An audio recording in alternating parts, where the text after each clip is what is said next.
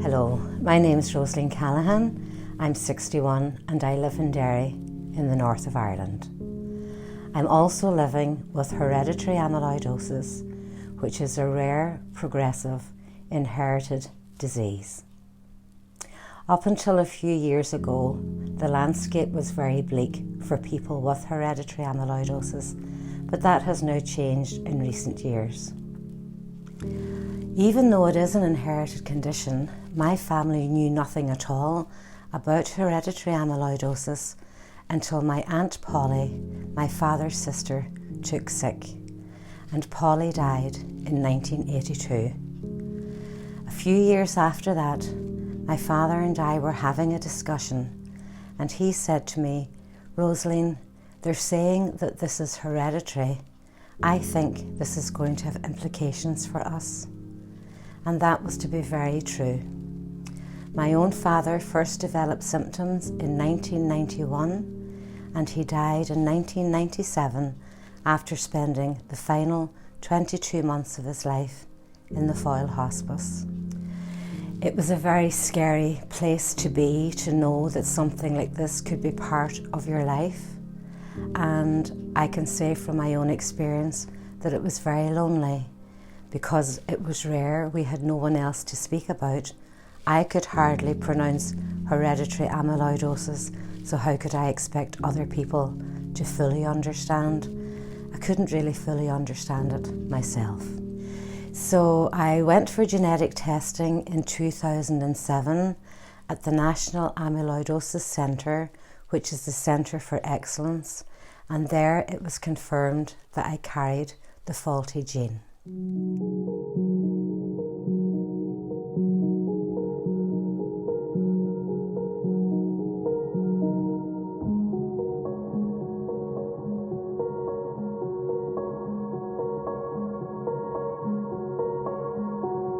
So Mum was diagnosed with hereditary amyloidosis in February 2017. At the age of 51, she would have started to suffer from things such as irritable bowel syndrome, numbness and weakness in her hands and feet, and dizziness. Doctors couldn't find out what was wrong. The digestive issues were the worst. Her weight dropped to 5.5 stone at one stage, and nobody could provide answers as to what was wrong.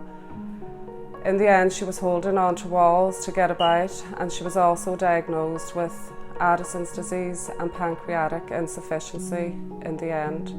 She had all the tests done, but no one could explain why all these things were happening to Mum.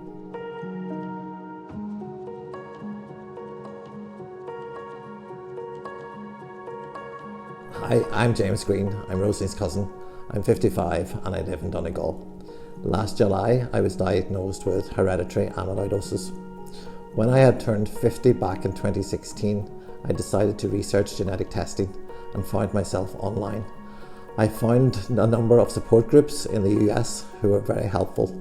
But back in 2016, the outcome for patients with hereditary amyloidosis was quite bleak. However, by 2020, the landscape had changed quite dramatically. Gene silencing treatments had been approved both in the UK and across Europe, and in particular in Northern Ireland. There was also an application before the HSE for the approval of patisiran in the Republic of Ireland. What the faulty gene does is it interferes with the normal protein production in the body. One of the proteins breaks down and forms amyloid fibrils. These are sticky and they can attach to every part of the body over time. Now there are 120, 140 different mutations or variations of hereditary amyloidosis. I have THR60-ALA, which has origins in a 15-mile stretch of coastline in northwest Donegal. There are approximately 50,000 of us now worldwide, where it travelled with the Irish diaspora, and people in America, New Zealand, Canada, of course, all have ancestors from northwest Donegal.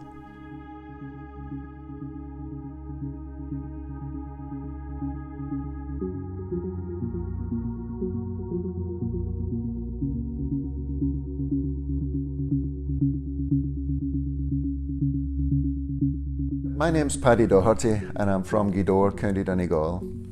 After confirming I had amyloidosis, I was really interested in getting into a trial held in London using CRISPR-Cas9 technology.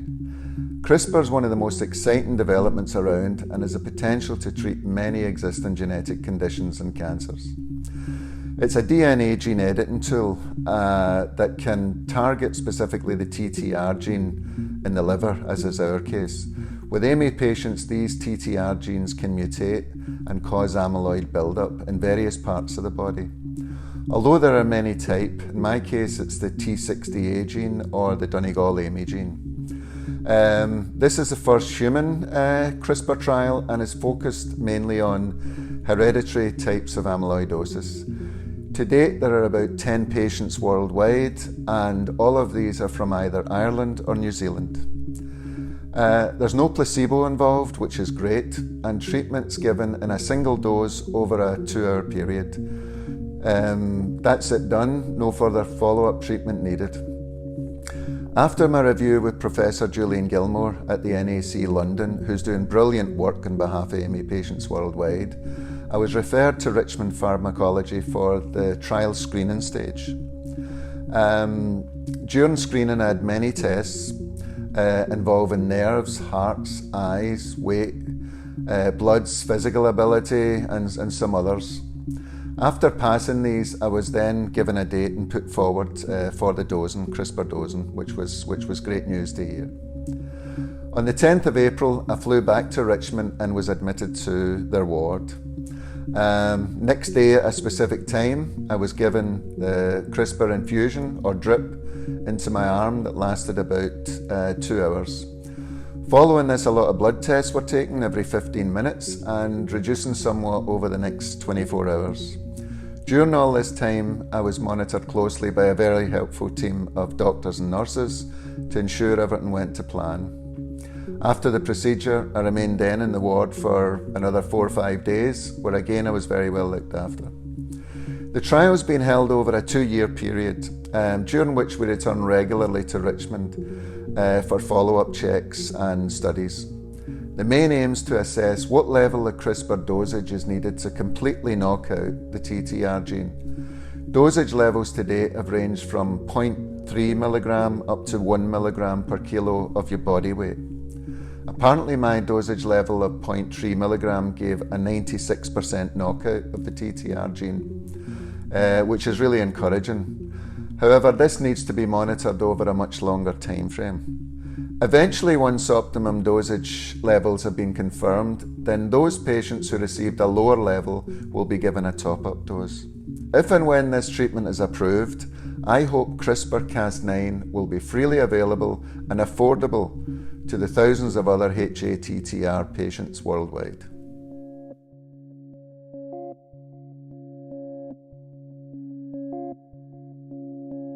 Mum has helped her family in a way she'll never know. Because she hung on for that diagnosis, she has made us aware of the condition in the family.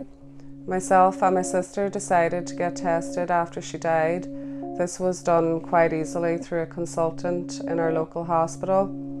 We got our results back and it was confirmed that we carry the gene, so we can be aware of what is to come in the future.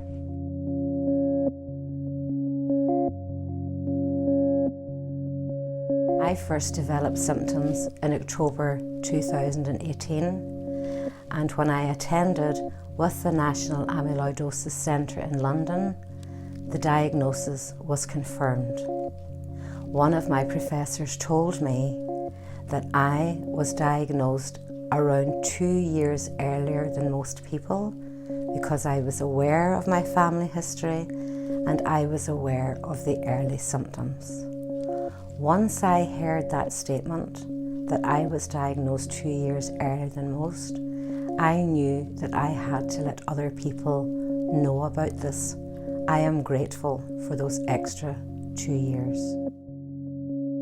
To quote Professor Gilmore, what was a progressive fatal disease is now a manageable chronic condition. Early diagnosis is still key, and this is really where genetic testing comes to play.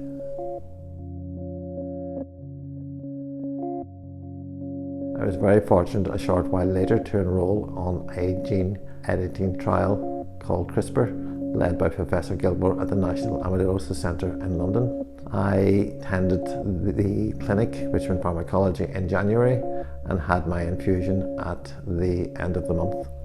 So far the results are promising. CRISPR has the potential to be a cure for amyloidosis, and it's intended to be a once-off treatment. Now I receive in my Derry home here a gene silencing treatment. It's a 4-hour infusion every 21 days, which will slow down the progression of the condition.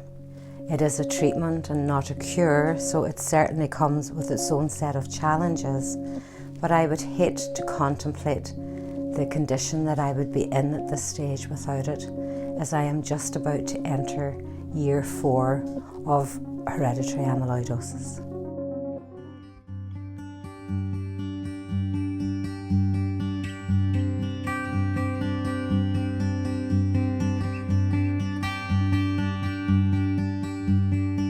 So we want to raise awareness among the general population. The most important thing that I want you to hear today is that if you believe you're affected, a family member's affected, a loved one, a relative or a friend, please know that you are no longer alone. We are now an organised group. We have ATTR Amyloidosis All Ireland Support Group. We have over 350 members. You are welcome to contact us. We will respond very, very quickly and help in any way that we can while respecting your privacy. We also have an awareness page on Facebook for the general public. There are treatments. The landscape is no longer as bleak and dark as it once was. And if you need to contact us, you are most welcome. Thank you for listening.